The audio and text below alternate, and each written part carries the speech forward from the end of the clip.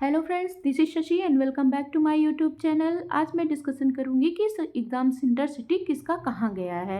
वैसे सबसे पहले मैं अपना बता दूं तो मैं खुद प्रयागराज से हूं और मेरा एग्ज़ाम सेंटर सिटी प्रयागराज में ही है, कहीं किसी दूसरी जगह नहीं गया है। तो कुछ लोगों का मैं देख रही थी, कमेंट देख रही थी और मैंने कुछ वीडियोस देखे हुए थे, तो वो लोग बता रहे थे कि उन लोगों का बहुत दूर दूर एग्ज़ाम सेंटर सिटी गया हुआ है।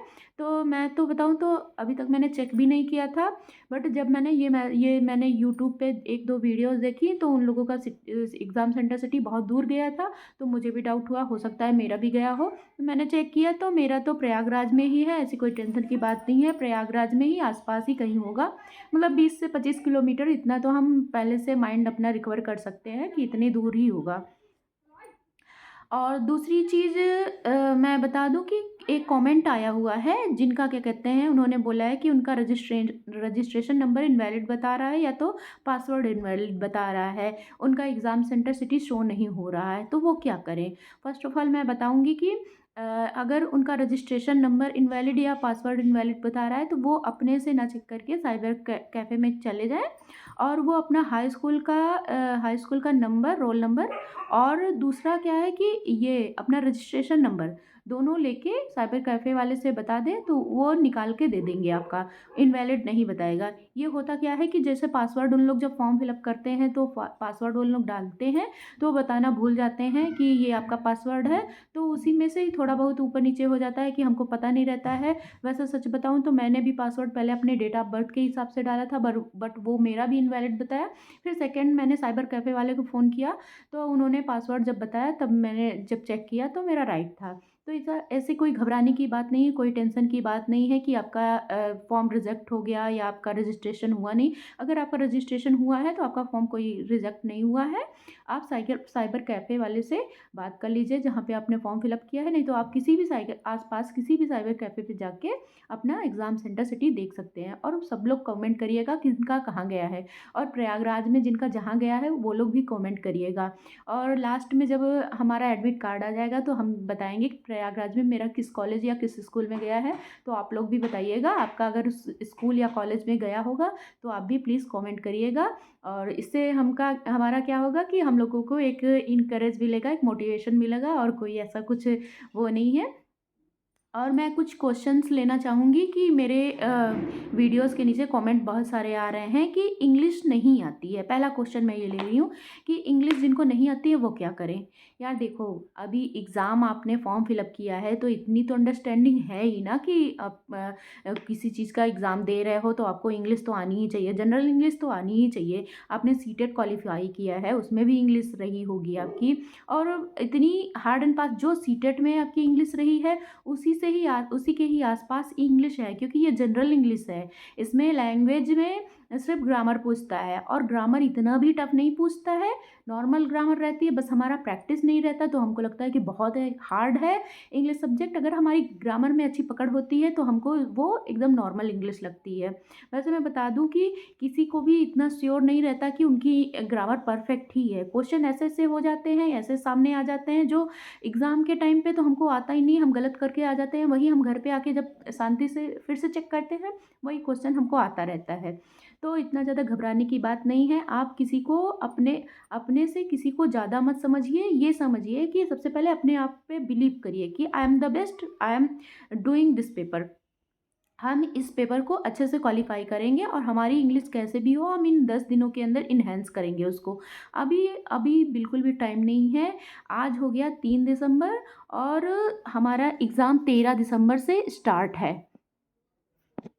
13 दिसंबर से हमारा एग्ज़ाम स्टार्ट है, तो हमको अब इसमें नानुकुर बिल्कुल करने की कोई भी ज़रूरत नहीं है कि हमको ये नहीं आ रहा, ये नहीं हो रहा है, हमसे ये नहीं कर रहे हैं। यार सब कुछ साइड में करके सिर्फ 10 दिन अपने लिए अगर नहीं निकाल पाओगे तो फिर लाइफ में कभी भी चांस नहीं मिलेगा। देखिए क्या होता है कि आने वाले जितने भी एग्ज़ाम्स हैं अब टफ़ टफ़ से ज़्यादा होते चले जा रहे हैं। धीरे धीरे हर एग्ज़ाम इतना ज़्यादा टफ़ करते जा रहे हैं, जैसे ये लग रहा है कि यूपीएससी का एग्ज़ाम होने वाला है। तो जितनी जल्दी हो सके हमें अपनी एक सीट बनानी है, एक सीट लेनी है और सीट लेके हमको साइड हो जाना है, क्योंकि अब आगे वाले एग्ज़ाम्स और भी टफ होते चले जा रहे हैं। केवीएस का हाल तो आप देख ही रहे हैं, केवीएस एनवीएस में ऐसा पैटर्न उसमें लगा दिए हैं, उसमें पेडागॉजी तो एकदम साइड में कर दिए हैं। केवीएस एनवीएस का पैटर्न एकदम एसएससी लेवल का हो गया है। तो कुछ कहा नहीं जा सकता आने वाले टाइम पे किस तरीके से क्या एग्ज़ाम होंगे। दूसरी मैं एक बात बता दूं कि हिंदी में मार्क्स नहीं बन रहे हैं। यार मैंने एक वीडियो सेपरेट बनाया हुआ है हिंदी और इंग्लिश का। अगर आप सिर्फ उतने ही टॉपिक पढ़िए और उतने ही टॉपिक का करीब 10-10, 20-20, 25-25 प्रैक्टिस सेट कर लीजिए। मतलब कुछ नहीं, आपके पास हिंदी की कोई बुक तो होगी होगी, एक लूसेंट की भी कोई बुक ले लीजिए, नहीं तो एक कौन सी बुक आती है मैं बता रही हूँ, एक सेकेंड आपको। आदित्य पब्लिकेशन की ये वाली बुक आती है, ये भी बहुत अच्छी बुक है। मेरे पास दोनों है, बट अभी मैं इससे प्रैक्टिस सेट सॉल्व कर रही हूँ। ये वाली बुक से आप हिंदी के क्वेश्चन सारे कर लीजिए जो प्रीवियस ईयर के आए हुए हैं, और मैंने एक वीडियो भी बनाई हुई है, उसको भी आप वॉच आउट कर सकते हैं। इससे क्या होगा कि आप इन 10 दिनों के अंदर खुद पे कॉन्फिडेंस ले आएंगे कि आपको हिंदी कैसे नहीं आती है, वो अच्छी तरीके से आपका हिंदी कवर अप हो जाएगा। इतना ज़्यादा टफ नहीं है यार। तीन तीन क्वेश्चन आएंगे, अनसीन पैसेज के पैसेज दे देगा, 3 से 4 क्वेश्चन उसके आएंगे, 2-3 ग्रामर के आएंगे, 2-3 विलोम शब्द के आएंगे, पर्यायवाची आएंगे, ऐसे ही समास के आ जाएंगे, संधि के आ जाएंगे, ऐसे ही क्वेश्चन आते हैं। ये टॉपिक मैंडेटरी होता है, हर एग्ज़ाम में पूछा जाता है, लास्ट टाइम भी पूछा गया है और इस बार भी डेफिनेटली यही सारे क्वेश्चन आएंगे। और तीसरी चीज़, एक क्वेश्चन आया है कि इंग्लिश हम कहाँ से पढ़ें। मैंने लास्ट वीडियो में बता रखा है कि आप इंग्लिश कहाँ से पढ़ें। प्लीज़ आप उस वीडियो को वॉच करिएगा, जो जनरल हिंदी एंड इंग्लिश का है। आप उस वीडियो को वॉच करिए और उसमें मैंने बता रखा है कि आप हिंदी कहाँ से पढ़ें और इंग्लिश कहाँ से पढ़ें। तो आप उसको देखिए, और जहाँ से मैंने बताया है 3 से 4, करीब 4 से 5 चैनल मैंने बताया है, फ्री के हैं वो भी, और सबकी मैराथन इस टाइम चल रही है। जितना पढ़ सकते हैं पढ़ लीजिए, बस इसी 10 दिनों के अंतर्गत, क्योंकि अभी नहीं तो कभी नहीं, ये चीज़ बांध के चलिए। मतलब जो काम आपको अभी करना है तो अभी ही करना है आपको। अब हर काम हर चीज़ साइड में छोड़ दीजिए। मैं अपना खुद बताऊँ, मैं ससुराल में हूँ, मेरे ससुराल में थी मैं, मेरे घर पे कोई भी नहीं है। मेरी जो मदर इन लॉ हैं, वो उनके पैर में भी दिक्कत है, हस्बैंड जी हैं। बट क्या हुआ कि मैं अभी 10 दिन के लिए छुट्टी लेके आई हूँ अपने मायके, सिर्फ पढ़ने के लिए, कि इन 10 दिनों में ही अगर मैं कुछ कर पाऊँगी तो कर ले जाऊँगी, क्योंकि मेरा छोटा सा बेबी भी है। तो उतना ज़्यादा हेल्प नहीं हो पाती है ससुराल में, काम बहुत ज़्यादा रहते हैं, चीज़ें बहुत ज़्यादा मैनेज करनी पड़ती है। बट यहाँ पे मैं घर पे आई हूँ अपने, सिर्फ इसी रीज़न की वजह से कि इन 10 दिनों के अंदर कम से कम मैं अपनी तैयारी इस हिसाब से कर सकूं कि मैं कम से कम ये पेपर तो क्वालिफाई कर लूँ, टीयर 1 का, टीयर 2 का। फिर मैं जब पहले ये क्वालिफाई कर लेते हैं तब यार टीयर 2 की बात करते हैं। अभी टीयर 2 की बात करना बेवकूफ़ी से बढ़ के और कुछ भी नहीं है। टीयर 2 की तो अभी आपको सोचनी ही नहीं है। आपके सामने जो अभी अचीवमेंट है पहले उसको अचीव करिए, उसके बाद जाके आप सेकंड को करेंगे। और तीसरा, एक क्वेश्चन आया हुआ है, क्या लैंग्वेज में भी निगेटिव मार्किंग है या नहीं। तो मैं बता दूं, डेफिनेटली यार, ओवरऑल पेपर में हर सब्जेक्ट में निगेटिव मार्किंग है, लैंग्वेज में भी निगेटिव मार्किंग है, इसीलिए तो इतना टफ है। वरना 30 में 30 टिक लगा के हम चले आए, कुछ ना कुछ तो 12 क्वेश्चन तो ऐसे ही सही हो जाने हैं। तो ऐसा कुछ नहीं है।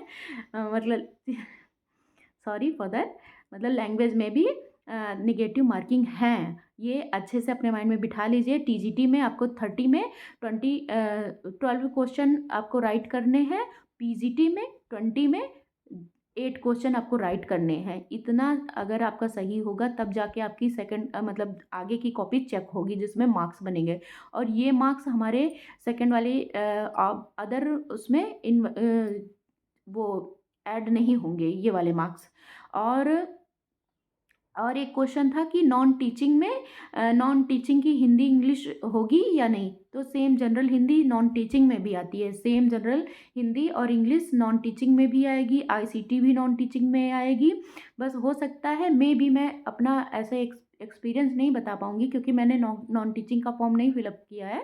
बट मेरे हिसाब से ये होना चाहिए कि नॉन टीचिंग का जो आईसीटी लेवल है वो हम लोगों के आईसीटी लेवल के से थोड़ा सा अप जाएगा, क्योंकि वो ऑफिस का वर्क रहेगा और उसमें कंप्यूटर का नॉलेज होना मस्ट होगा। तो उसमें भी हो सकता है कि आईसीटी के क्वेश्चन थोड़े से अपर जाएं। और और लास्ट क्वेश्चन ये था कि आप किसकी प्रिपरेशन कर रही हो? तो मैं बता दूँ कि मैं मैं किसकी प्रिपरेशन कर रही हूँ, मैं आपको बताऊँ। मैं सबसे पहले बता दूँ कि मैं ईएमआरएस में मैंने टीजीटी, पीजीटी दोनों फॉर्म फिलअप कर रखा है। साथ ही साथ 2022 का जो यूपी टीजीटी है, मैंने उसको भी फॉर्म फिलअप कर रखा है, अभी तक उसका एग्ज़ाम नहीं हुआ। 18 दिसंबर को उसकी डेट थी, बट वो भी अनफॉर्चुनेटली कैंसिल ही हो गई। उसका एग्ज़ाम कब होगा भगवान जाने, कुछ नहीं पता है। और तीसरा, मैंने केवीएस और एनवीएस का भी फॉर्म फिलअप कर रखा है, जो कि कह रहे हैं कि 11 या 12, 13 में एग्ज़ाम हो जाएगा, जनवरी में। और चौथा, मैंने एलटी ग्रेड का भी फॉर्म फिलअप कर रखा है, और जो कि 18 को मेरा एग्ज़ाम है, 18 जनवरी को। और एक मैंने जीआईसी का भी फॉर्म फिलअप कर रखा है, उसकी डेट अभी नहीं आई है। तो मैंने इतना सारा फॉर्म फिलअप कर रखा है, देखते हैं हमारा किस में सिलेक्शन होता है। बाकी आप भी अपनी अच्छे से स्टडी करिए, पैनिक होने की कोई भी ज़रूरत नहीं। इस टाइम आप अपना बेस्ट देने की कोशिश करिए, जितना आपको आता है, नहीं आता है, कुछ भी, सब कुछ छोड़ के बस अभी फ्रेश माइंड से भी पढ़ेंगे तो इन 10 दिनों के अंतर्गत आप कवर कर ले जाएंगे चीज़ें। ऐसा नहीं है कि आप 70 प्लस नहीं कर पाएंगे। अगर आप अच्छे से पढ़ेंगे, मैराथन से अच्छे से देख लीजिए, मैंने जितनी बताई हुई हैं सब बेस्ट टीचर्स हैं, ऐसा नहीं है। और सब फ्री फ्री में सारे मैराथन्स दे रहे हैं, इसमें कोई आपका चार्जेस नहीं लगना है। रही बात आपको टेस्ट देने की, तो मैं टेलीग्राम, इस वीडियो के नीचे टेलीग्राम का लिंक दे रही हूँ। मैंने जितने भी टेस्ट दिए हैं, मैं उस पर सारे टेस्ट की पीडीएफ सेंड कर दे रही हूँ। और जितने हिंदी इंग्लिश से लेके बाकी अदर जितने भी मेरे पास अभी रिसोर्सेज है, मैं उस पर प्रोवाइड कर दूँगी। आप चाहें तो आप वहाँ से वॉच आउट कर सकते हैं। आप अपना टेस्ट फ्री में दे सकते हैं। मैंने पेड टेस्ट लिया हुआ है, बट उसका मेरे पास पीडीएफ है, तो मैं वहाँ पे आपको सेंड कर दूँगी पीडीएफ। आप वहाँ से देख के अपना टेस्ट ज्वाइन कर लीजिएगा। बाकी आज के लिए बस इतना ही।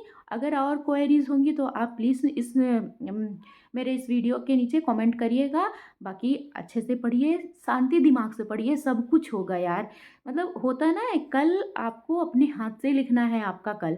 भविष्य भविष्य ही बदल सकते हैं, अपना पास्ट नहीं बदल सकते हैं। अभी क्या हम करने वाले हैं, आने वाले फ्यूचर में हम क्या करेंगे, जो हम आज करेंगे वही आने वाले फ्यूचर में हमको बेनिफिट मिलेगा। तो दुनियादारी छोड़ के, सब कुछ एक साइड में छोड़ के अभी सिर्फ स्टडी करिए, कुछ भी मत करिए, सब कुछ छोड़ दीजिए। कौन क्या कह रहा है, कौन क्या बोल रहा है, कौन क्या सुन रहा है, कहाँ से क्या चीज़ें हो रही हैं, सब कुछ स्किप करके सिर्फ अभी पूरा फोकस अपनी पढ़ाई पे करिए। देखिएगा, डेफिनेटली आप 10 दिन बाद मेरे इस वीडियो के नीचे कमेंट करेंगे कि आपका सजेशन सही था। मैंने भी ये चीज़ अपने ऊपर लागू करी है। इन पिछले दिनों में ऐसा नहीं है कि मैं पढ़ाई नहीं करती थी, बहुत ज़्यादा करती थी। बट होता ये था कि घर परिवार सब कुछ मैनेज करते करते अपने आप में इतना थकान लग जाती है। ख़ास तौर से हम हाउस वाइफ का मैं बात कर रही हूँ, कि हर चीज़ मैनेज करते करते इतनी थकान लग जाती है कि हमको फिर समझ नहीं आता कि हम रेस्ट करें कि पढ़ाई करें कि क्या क्या करें। बाकी अच्छे से पढ़ाई करिए। मैं खुद एक हाउसवाइफ हूँ, मेरे पास खुद ही 18 महीने का एक बेबी है, जो कि कोई कितना भी देखे यार, अपना बच्चा थोड़ा बहुत तो मैनेज करना ही पड़ता है। बाकी आज के लिए बस इतना ही। और जो स्टूडेंट्स हैं जो अच्छे से प्रिपरेशन कर चुके हैं, वो अपना अच्छे से रिवाइज करिए। और आपका एग्ज़ाम सेंटर सिटी कहाँ गया है, प्लीज़ कमेंट करिएगा। और आज के लिए बस इतना ही। मिलते हैं नेक्स्ट वीडियो में। नेक्स्ट वीडियो मैं रीजनिंग का ले आ रही हूँ। रीजनिंग का पीवाईक्यूज मैं सॉल्व कर रही हूँ। आप उसको भी देखिएगा। और मेरे वीडियो को इतना ज़्यादा प्यार देने के लिए थैंक यू सो मच। और मिलते हैं नेक्स्ट वीडियो में। Tata, bye bye, take care and good luck.